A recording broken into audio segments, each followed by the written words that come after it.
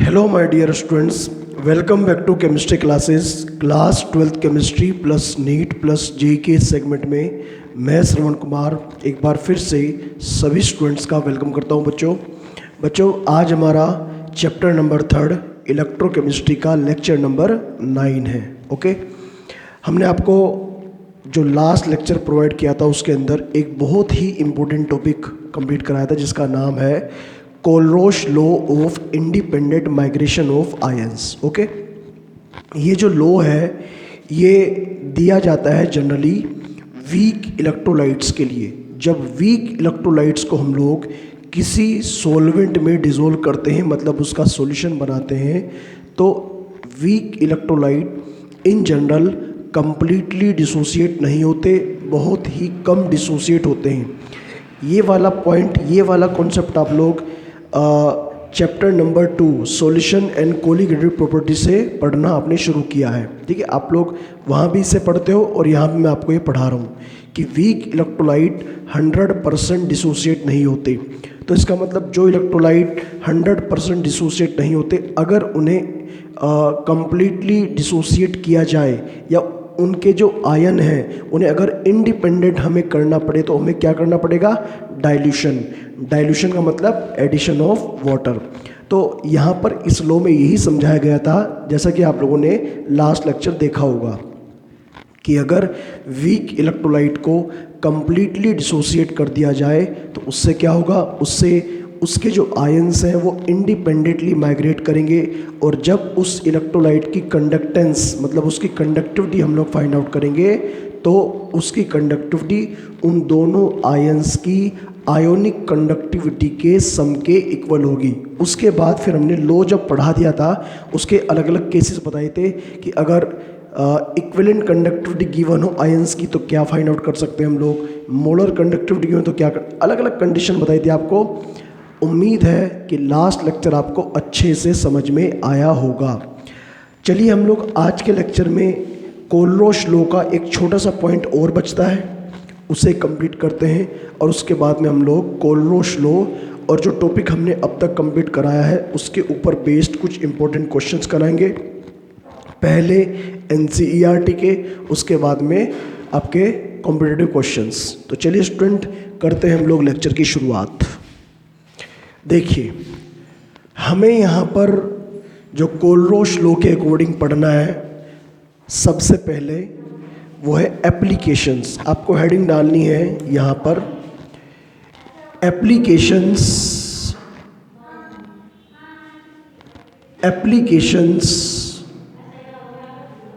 Of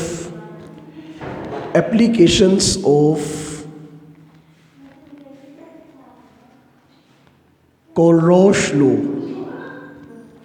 applications of Kohlrausch law, ये हमें यहाँ पर आज शुरू करना है और एक छोटा सा ही टॉपिक है।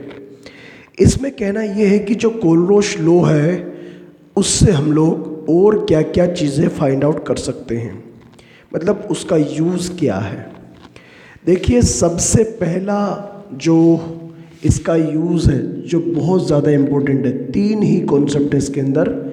सबसे पहला यूज़ है to calculate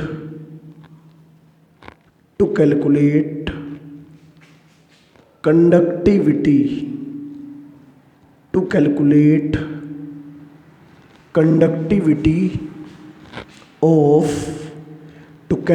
the conductivity of weak electrolyte, to calculate the conductivity of weak electrolyte.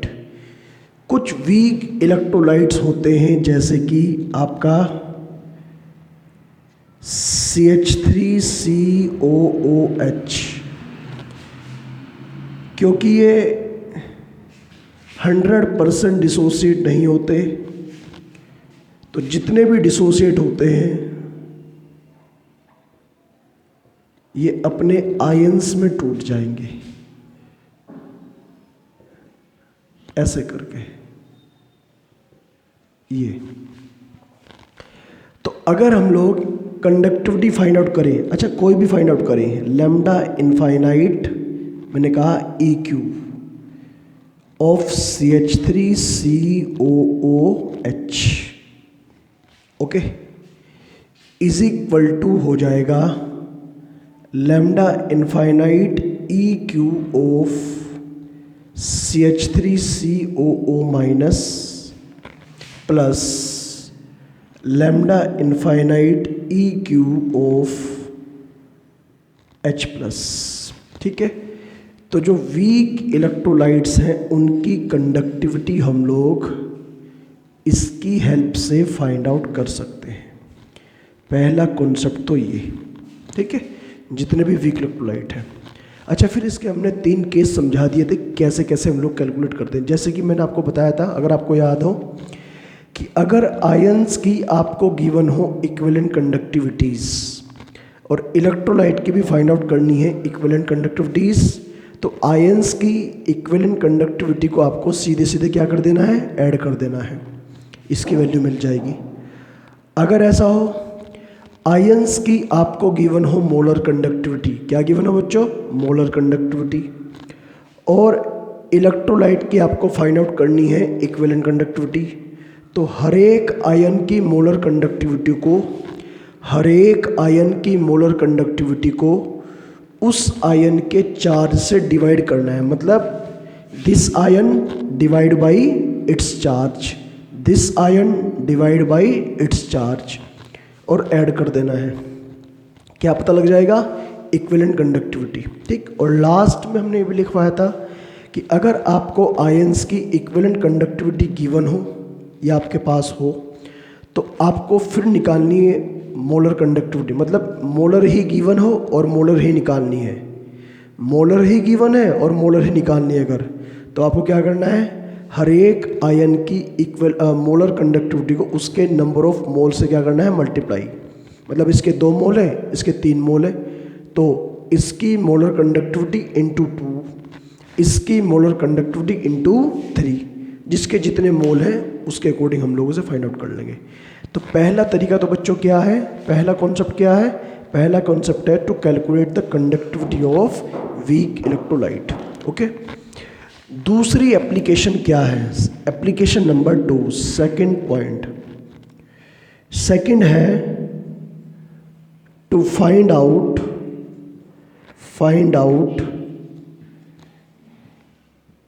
Degree of, to find out degree of dissociation of weak electrolyte। आपको पता है वीक इलेक्ट्रोलाइट 100% डिसोसिएट नहीं होते, तो अगर वो 100% डिसोसिएट नहीं होते तो उसका मतलब इनके लिए अल्फा की वैल्यू कितनी होगी, 100 से कम होगी। तो जितनी भी आई, अब पता नहीं कितनी आनी है। ठीक है, तो अल्फ़ा निकालने का तरीका क्या है, देखो अल्फ़ा निकालने का तरीका ये है, alpha is equal to lambda upon lambda infinite, ये तरीका है अल्फ़ा निकालने का। लैम्डा अपॉन लैम्डा इनफाइनाइट मतलब कंडक्टिविटी एट गिवन कंडीशन, उस इलेक्ट्रोलाइट की कंडक्टिविटी उस गिवन कंडीशन पे, upon conductivity at infinite dilution. अब अगर मान लिया आपको इक्विवेलेंट कंडक्टिविटी गिवन है, तो इक्विवेलेंट से डिवाइड करेंगे, ये बात आपको ध्यान रखनी है। ठीक है स्टूडेंट, और अगर मोलर गिवन हो तो मोलर से डिवाइड करेंगे, ये बात आपको यहां पर ध्यान रखनी है। ठीक है,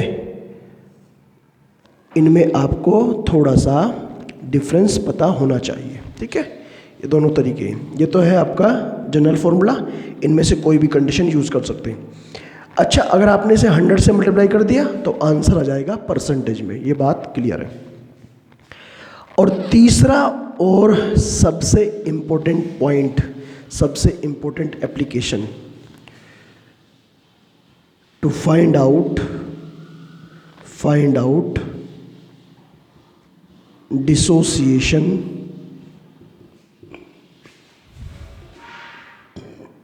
कांस्टेंट। भाई ये बात तो आपने वहाँ भी पढ़ी होगी चैप्टर नंबर 2 में कि जब अल्फ़ा निकल जाता है तो अल्फ़ा की हेल्प से हम लोग क्या निकाल सकते हैं, डिसोसिएशन कांस्टेंट। क्योंकि डिसोसिएशन कांस्टेंट का फॉर्मूला आपने पढ़ा है K is equal to C alpha square upon 1 minus alpha. तो हम लोग यहाँ से K भी निकाल सकते हैं। अच्छा, अगर एसिड हो तो Ka, बेस हो Kb। अकॉर्डिंगली सारी चीज़ें एक दूसरे से कनेक्टेड है, ठीक है। बस एक बात यहाँ पर लास्ट में ध्यान रखनी है, if electrolyte is too weak, too weak का मतलब कि अगर अल्फा की वैल्यू जो है वो छोटी हो, लेस देन हो 5%, 5% से भी अगर कम हो अल्फा की वैल्यू, ठीक है। तो ये बात आपको हमेशा ध्यान रखनी है इस केस में कि आपको 1 minus alpha is equal to क्या कर देना है, 1 कर देना है, ठीक है। तो इस केस में हो जाएगा K is equal to C alpha square, ठीक है। अगर अल्फ़ा की वैल्यू 5% से भी कम हो, बहुत ही कम हो, 5% तो कुछ भी नहीं है, बहुत ही कम है, इससे भी अगर कम हो तो हमें क्या करना है, यहाँ पर अपॉन में से अल्फ़ा को नेगलेक्ट कर देना है, बिल्कुल 0 मान लेना है। तो 1 माइनस 0 मतलब क्या बचेगा 1, तो 1 माइनस अल्फ़ा को 1 मान लेना है, तो ये हो जाएगा K is equal to C alpha square. तो अभी जो कॉन्सेप्ट मैंने आप लोगों के सामने डिस्कस किया बच्चों, जो हमने आपको नोट्स भी प्रोवाइड किए हुए हैं और उन नोट्स के अंदर भी पूरा कॉन्सेप्ट आप लोगों के सामने है, तो आप लोग समझ गए होंगे कि अभी हमने पढ़ा है एप्लीकेशन ऑफ कोलरोश लॉ। आपको ये पूरा टॉपिक बिल्कुल एक दूसरे से कनेक्ट करके पढ़ना है। आपको पता होना चाहिए कि कोलरोश लॉ में क्या कहा गया। कोलरोश लॉ में ये कहा गया कि वीक इलेक्ट्रोलाइट की जो कंडक्टिविटी है वो हम लोग कैसे फाइंड आउट करते हैं। इनफाइनाइट डाइल्यूशन करना पड़ेगा। इनफाइनाइट डाइल्यूशन का मतलब वॉल्यूम तब तक ऐड करते जाओगे जब तक सारे के सारे आयंस एक दूसरे से इंडिपेंडेंट नहीं हो जाते। इसलिए इस लॉ का नाम क्या है, Kohlrausch law of independent migration of ions. Ions बिल्कुल इंडिपेंडेंट हो जाएंगे तो इससे क्या होगा, इससे ये होगा बच्चों, इससे ये होगा कि जो उन आयंस की कंडक्टिविटी का सम है वो इक्वल टू होगा उस इलेक्ट्रोलाइट की कंडक्टिविटी के सम के। इसका मतलब कोलरोश लॉ किसके लिए दिया गया है, वीक इलेक्ट्रोलाइट के लिए। मतलब अगर मैं कोलरोश लॉ की एप्लीकेशन की बात करूँ तो किसके लिए होगी, वीक इलेक्ट्रोलाइट के लिए। तो सबसे पहली एप्लीकेशन तो ये है to calculate conductivity of weak electrolyte, ठीक। अब इसे कैलकुलेट करने के तो हमने 3 तरीके बता रखे आपको उस लॉ के अंदर, ठीक है। वो तो वहाँ से आप लोग कॉपी कर लेंगे, ठीक है। तो ऐसे करके, जैसे वीक इलेक्ट्रोलाइट है तो ऐसे फाइंड आउट कर सकते हैं। दूसरा है to find out degree of dissociation alpha, क्योंकि वीक इलेक्ट्रोलाइट 100% डिसोसिएट नहीं होते, मतलब इनके लिए अल्फ़ा की वैल्यू 100% तो होती नहीं, कम होती है। अब वो कम कितनी होती है तो अलग अलग रेंज होगी उसकी। तो अल्फ़ा कैलकुलेट कैसे करते हैं, मैं कहा नॉर्मल वाली कंडक्टिविटी अपॉन इनफाइनाइट वाली कंडक्टिविटी। अगर लैम्डा EQ दे रखा हो तो उसे EQ से डिवाइड करना, अगर M दे रखा हो तो उसे M से डिवाइड करना। 100 से मल्टीप्लाई कर दोगे तो परसेंटेज में आंसर आ जाएगा, ठीक है। और लास्ट है to find out dissociation constant. एक बार सभी बच्चे वीडियो स्टॉप करके इस पूरे पोर्शन को नोट कर लीजिएगा। और अब हम लोग, क्योंकि टॉपिक अब कंप्लीट हो चुका है, और अब हम लोग शुरू करेंगे इस टॉपिक के ऊपर इम्पोर्टेंट NCERT और बाकी क्वेश्चंस। Okay, thank you.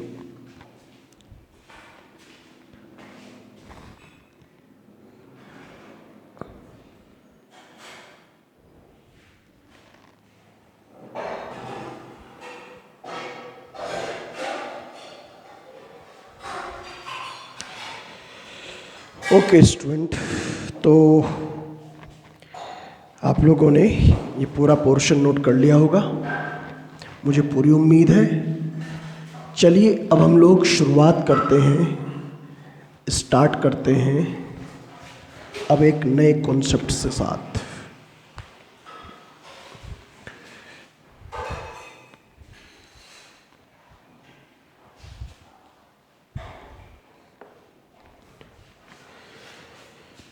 अब हम लोग शुरुआत करते हैं एक नए कॉन्सेप्ट के साथ में स्टूडेंट। तो हमें यहाँ पर शुरू करने हैं न्यूमेरिकल्स। तो न्यूमेरिकल मैं NCERT की बुक से ही यहाँ पर स्टार्ट करूँगा।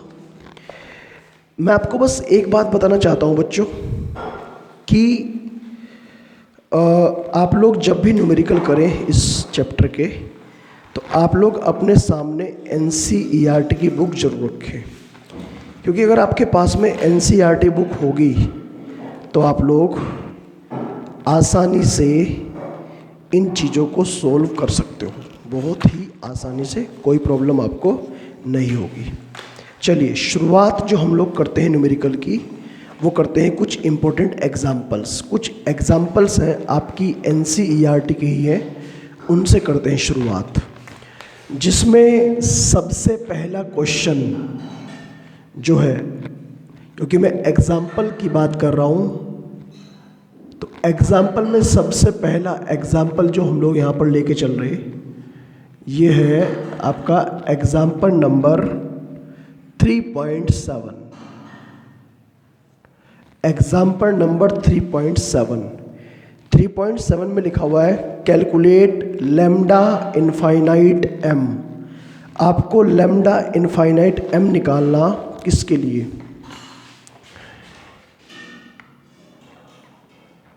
Calculate lambda infinite m। और यहाँ पर दो तरह के सोल्ट दिए हुए हैं, इनमें से एक तो निकालना है ये CaCl2 वाला केस, और दूसरा निकालना है इसके लिए, और ये गिवन है MgSO4। इन दोनों के लिए फाइंड आउट करना है लैम्डा इनफाइनाइट m। देखो ध्यान से बच्चों, अगर मैं यहाँ पर इसे ब्रेक डाउन करूँ तो Ca+ के 2 बनेगा और 2 टाइम्स क्या बनेगा? Cl-। अब मैंने इसे यहाँ से ब्रेक डाउन क्यों किया? क्योंकि जब तक हमें ये नहीं पता लगेगा कि इस इलेक्ट्रोलाइट के आयंस कौन कौन से हैं, तब तक हम लोग कैसे फाइंड आउट कर सकते हैं इसे? फाइंड आउट तो तभी कर पाएंगे ना जब हमें ये पता लग जाएगा कि इस इलेक्ट्रोलाइट के ये आयंस हैं। तो ये इसके आयंस हैं, ओके। अगर हमें ये जो आयंस हैं, अगर इन आयंस की मोलर कंडक्टिविटी गिवन हो तो हम लोग इजीली फाइंड आउट कर सकते हैं।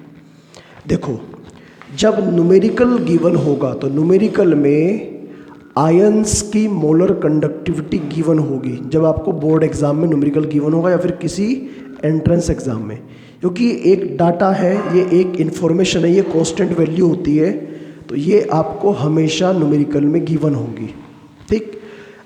अब आप कहोगे सर अब हम लोग कैसे कैलकुलेट करें, अभी तो न्यूमेरिकल नहीं गिवन है। देखो, जिस पेज पर ये क्वेश्चन दिए हुए हैं, जिस पेज पर ये एग्जाम्पल गिवन है, आप लोग ध्यान से देख लीजिएगा, उस पेज के ठीक बैक साइड, पीछे की साइड आप लोग देखेंगे कि एक टेबल गिवन है। ये टेबल है, आप लोग इस टेबल को ध्यान से देखिएगा, ये टेबल गिवन है। और ये जो टेबल आपके सामने गिवन है, इस टेबल में हर एक आयन के जो आपके बोर्ड लेवल क्वेश्चंस हैं, नीट के और जेईई के क्वेश्चंस हैं, NCERT के अकॉर्डिंग हर एक आयन की मोलर कंडक्टिविटी गिवन है। समझ गए बात को? आपको तो बस वहाँ से वैल्यू उठानी है और अपना NCERT का क्वेश्चन सोल्व कर लेना है। लेकिन जब बोर्ड एग्ज़ाम या एंट्रेंस एग्ज़ाम की बात होगी तो इनकी वैल्यू गिवन होगी आप लोगों को, क्योंकि सबसे पहले सबसे आसान क्वेश्चन करा रहा हूँ मैं आपको। तो पहले तो फॉर्मूला अप्लाई कर दीजिए बच्चों। फॉर्मूला तो अप्लाई होगा ये क्या, lambda infinite m of CaCl2 is equal to lambda infinite m of Ca+2 plus lambda infinite m of Cl minus. लेकिन ध्यान ये रखना है बच्चों कि यहाँ पर 2 Cl है, तो इसलिए यहाँ पर आपको 2 से मल्टीप्लाई करनी पड़ेगी 2 टाइम्स, क्योंकि हमें मोलर कंडक्टिविटी गिवन हो। आपको याद होना चाहिए, अगर मोलर कंडक्टिविटी गिवन है और मोलर कंडक्टिविटी निकालनी है, क्योंकि लैम्डा इनफाइनाइट m निकालना है, तो आपको क्या करना, उनके मोल से भी मल्टीप्लाई करना। तो यहाँ पर Cl के कितने मोल है, 2 मोल है ना, तो 2 से मल्टीप्लाई कर दिया। अब जरा इनकी वैल्यू पुट करो यहाँ पर, lambda infinite m of CaCl2 is equal to, इसकी वैल्यू कितनी है, मैंने कहा इसकी वैल्यू दे रखी है यहाँ पर 119 दे रखी है, 119 प्लस 2 इंटू Cl की वैल्यू कितनी दे रखी है, Cl की वैल्यू यहाँ पर दे रखी है 76.3। तो बस आपको इस वैल्यू को और इस वैल्यू को मल्टीप्लाई करके ऐड कर देना है, और यहाँ से आप लोग पता लगा लोगे, ये हो जाएगा आपका आंसर। तो क्वेश्चन तो बहुत ही आसान है, सिंपल क्वेश्चन है, मतलब सबसे पहला क्वेश्चन तो सबसे आसान ही होगा ऑब्वियसली। बिल्कुल आपको ऐसा क्वेश्चन देंगे कि भाई A+B=C, ऐसा क्वेश्चन देंगे आपको। तो सबसे पहला क्वेश्चन सबसे आसान है, इजी है। अब आते हैं हम लोग इसके ऊपर, इसमें भी ऐसा ही करना है। MgSO4 टूटता है Mg+K2 और प्लस SO4 -K2। क्या फॉर्मूला अप्लाई करोगे, lambda infinite m of SO4 -K2 is equal to lambda infinite m of Mg+K2 plus lambda infinite m of SO4 2-। ठीक है, तो ये हमें इन्हें क्या करना है, सोल्व करना है। अब इसकी वैल्यू और इसकी वैल्यू वहाँ से टेबल से उठानी है और आपको सीधे सीधे इन्हें ऐड कर देना है। तो ये एक्चुअली पूरा MgSO4 है, MgSO4। ठीक है स्टूडेंट, तो MgSO4 is equal to, magnesium की वैल्यू यहाँ पर दे रखी है Mg की 106 और प्लस सल्फेट की वैल्यू यहाँ पर दे रखी है 160।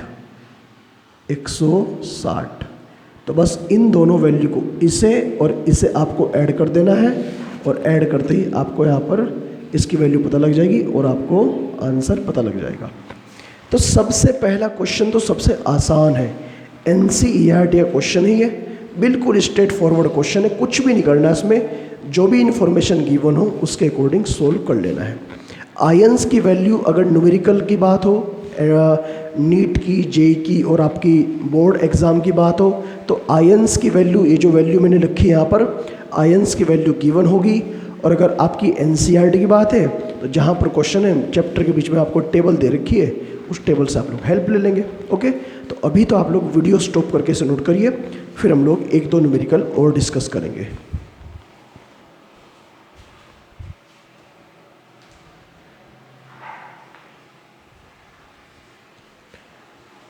चलिए, एक और क्वेश्चन है, ये भी एग्जाम्पल है।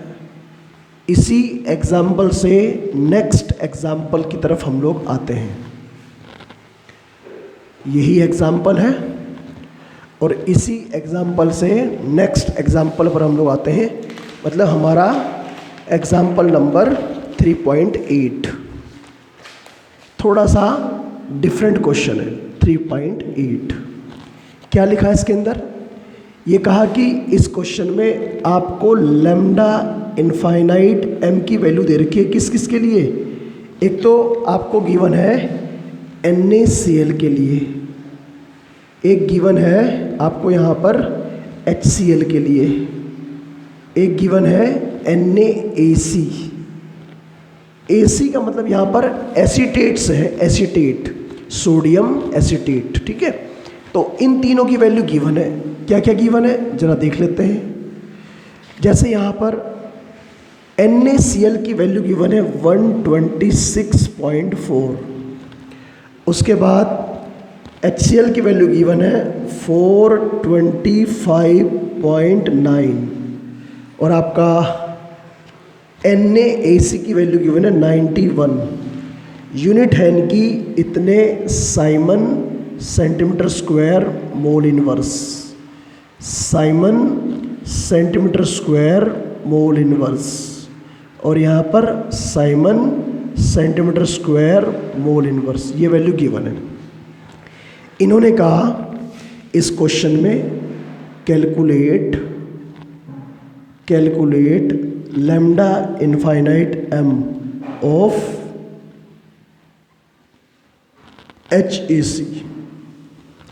HAC के लिए आपको निकालना है लैम्डा इनफाइनाइट m। अब ये जो वैल्यूज़ हैं इनसे ही निकालनी पड़ेगी वैल्यू, ठीक है। किसी भी इलेक्ट्रोलाइट के लिए लैम्डा इनफाइनाइट की वैल्यू क्या होती है? लैम्डा इनफाइनाइट m होता है lambda infinite m of cation plus lambda infinite m of anion, ये तो होता है ना। ये जो फॉर्मूला हमने यहाँ पर लिखा, इस फॉर्मूला को आप अप्लाई कर दीजिएगा, इसमें हर एक में अप्लाई कर दीजिएगा। जैसे NaCl के लिए हम लोग क्या अप्लाई करेंगे? NaCl के लिए तो NaCl की वैल्यू भी दे रखी है, NaCl के लैम्डा इनफाइनाइट की वैल्यू भी दे रखी है 126.4 और ये हो जाएगा lambda infinite m of Na plus lambda infinite m of Cl minus, ठीक है। आप लोग मान लीजिए इक्वेशन नंबर 1। सेकंड केस कौन सा दे रखा? HCl, वैल्यू है 425.9 और ये हो जाएगा lambda infinite m of H plus और plus lambda infinite m of Cl minus equation number 2।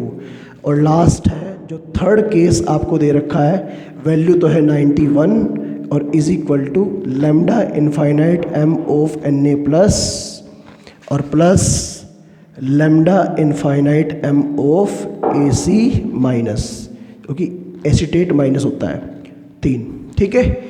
ये है हमारे पास। और जो हमें जो फाइंड करना है, जो हमें करना है वो क्या करना है? वो करना है lambda infinite m of HAC, ये फाइंड आउट करना है, जो कि इक्वल टू होगा lambda infinite m of H plus lambda infinite m of AC minus, ठीक है। Equation number 4, okay. ये हमारी इक्वेशन जो हमें फाइंड करनी है। देखो हमें इस इक्वेशन में क्या चाहिए? एक तो चाहिए H प्लस, एक चाहिए AC माइनस। H हमें कहाँ से मिलेगा? H तो हमें मिलेगा यहाँ से, इक्वेशन नंबर 2 से। AC यहाँ से मिलेगा। इसका मतलब इस इक्वेशन को इसमें ऐड कर दीजिएगा और इसे माइनस कर दीजिएगा, क्योंकि इसे माइनस करोगे तो इससे ये कैंसल और इससे ये कैंसल, ठीक। मतलब we can find value of equation 4 by, कैसे? आपको करना 2 + 3 - 1। इक्वेशन 2 और 3 को ऐड करिए और फर्स्ट को माइनस। एक्चुअली आपको इन्हें नहीं करना, इनकी वैल्यू के साथ ऐसा करना है।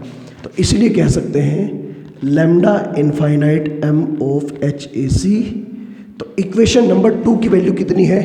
425.9। इक्वेशन 3 की वैल्यू कितनी है? 91। ये तो हमने कर दिया ऐड और माइनस कर दिया कितना? 126.4। तो इसे जब कर लेंगे तो यहाँ से इसे पता लगा लेंगे और ये हो जाएगा आपका इसका आंसर। बहुत ही आसान क्वेश्चन है, एक बार दोबारा देखना, पता लग जाएगा आपको।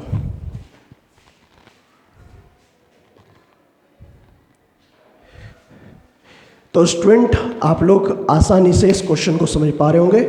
हमें यहाँ पर एक्चुअली NaCl की वैल्यू गिवन है, लैम्डा इनफाइनाइट m की पूरी कंडक्टिविटी इलेक्ट्रोलाइट की। HCl की वैल्यू गिवन है, NaAC की वैल्यू गिवन है।